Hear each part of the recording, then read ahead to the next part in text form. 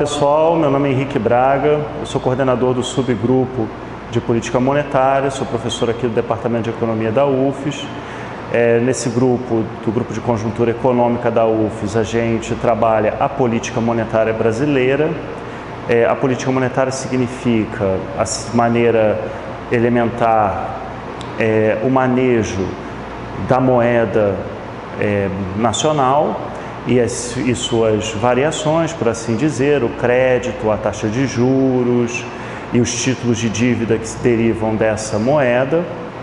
Tá?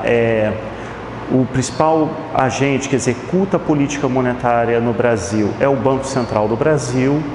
Inclusive, ele é o responsável por coletar os dados que nós trabalhamos, e trabalhamos basicamente com as estatísticas monetárias e de crédito, que são publicadas mensalmente, na última semana do mês, nas notas econômico-financeiras disponíveis no site do Banco Central do Brasil.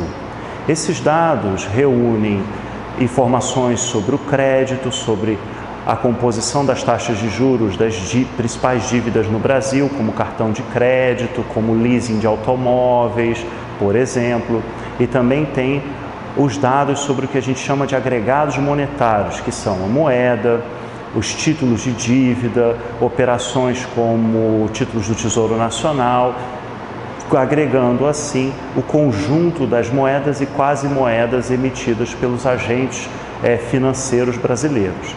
Então, esses dados são fornecidos pelos bancos ao Banco Central, tá?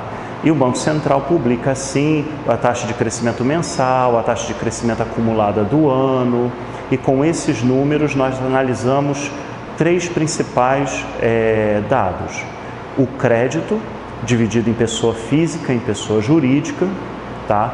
Em cada um desses créditos, a gente analisa o de crédito com recursos livres, ou seja, aquele que o banco empresta sem nenhum condicionante da autoridade monetária, o Banco Central, e os recursos direcionados, aquele que tem condicionantes da autoridade monetária, como o crédito rural, o crédito do BNDES. E também analisamos o mesmo para a pessoa jurídica.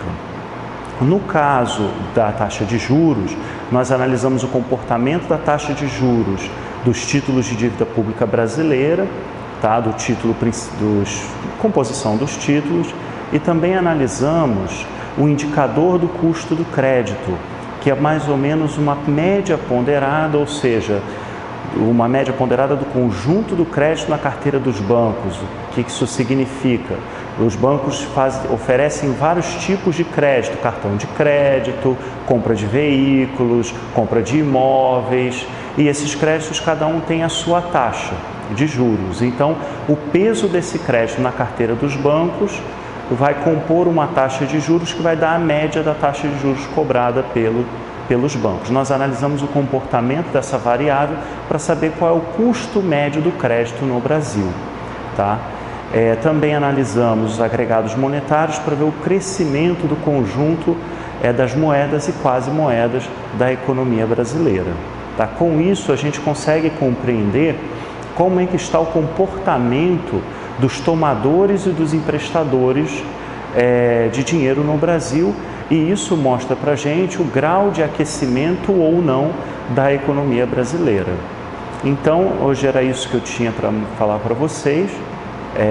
Vou ser bastante breve no que a gente trabalha, e espero que o vídeo seja satisfatório e que vocês também possam comparecer às reuniões do grupo de conjuntura aqui da UFES e acessar o nosso site para saber mais sobre o nosso trabalho. Muito obrigado.